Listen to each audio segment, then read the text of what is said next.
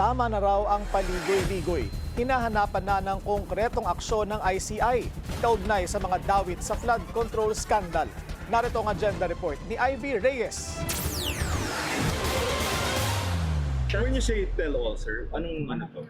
Marami siyang nasabi sa amin ng mga detalye pa na hindi niya nabanggit sa ibang forum. May unexpected names po ba na nagsurface? September 19 nang kumanta sa mga otoridad si former Bulacan Assistant District Engineer Bryce Hernandez.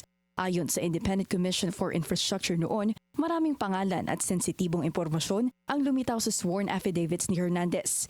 Fast forward to November, malaki pa rin ang kawalan ng tiwala sa komisyon. Una, dahil wala pa raw nabibingwit na malalaking isda. Pangalawa, kulang umano sa pangil ang ICI. Kahapon, sa kanilang pang-apat na interim report, ipinasa ng ICI ang baton sa ombudsman pagdating sa pagsasampa ng criminal cases. Consistent sa posisyon ng ICI, fact-finding body daw kasi sila, kaya nasa ombudsman pa rin ang kapangyarihan na magsampa ng kaso laban sa mga nasasakdal. No, it's up to them to evaluate. Because I think that's their discretion. We cannot force them to file. Dagdag ni ICI Chair Andres Reyes Jr., masusing investigasyon pa ang kailangan para maiugnay ang kung sino mang malalaking politiko ang nakipagkontrata sa kickbackan ng Public Works Department.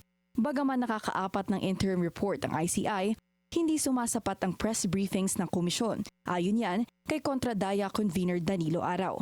Asahan daw ng ICI na magpapatuloy ang mass demonstrations dahil hanggat walang nasasampahan ng criminal liability, nagmimistulang mga pangalan lang ng mga opisyal na paulit-ulit ang nababanggit.